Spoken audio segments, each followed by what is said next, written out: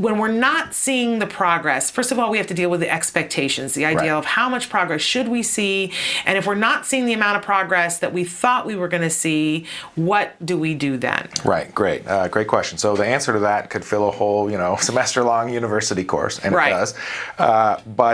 So just a sort of a short list of tips would be, the number one thing with ABA is always motivation, right? ABA is a science of making learning fun, right? We kind of forget that sometimes. It's a science of how to make people motivated to learn and how to cause learning to occur.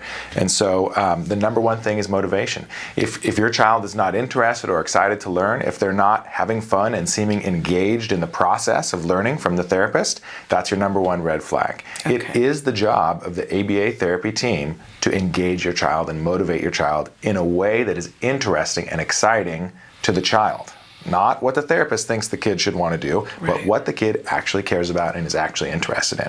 That's the very first thing they've got to do. Okay, so if we're not seeing progress, we've got to look at that and say, that would be the first thing to look at. Is this individual engaged? Is there a reward that's big enough for them? That's meaningful to the child. Okay. Yeah. And so, there's sort of simple, non-technical ways of looking at that. One thing is when the therapist walks in the door, by and large, the child should get excited. Yeah. The child should look at the therapist and they should, you should be able to see it on their face. Wow, I get to do something fun now.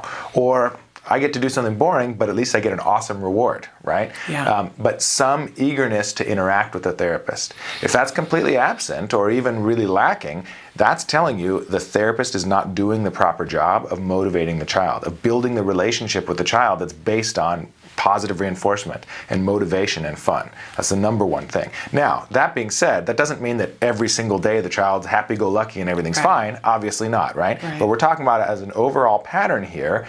How does your child interact with a therapist? Are they excited to see him? Do they interact? Do they act as though they're excited to interact with the therapist? Yeah. That's the number one question. And if as a pattern the answer to that is no or not so much, then that's the first thing to look at.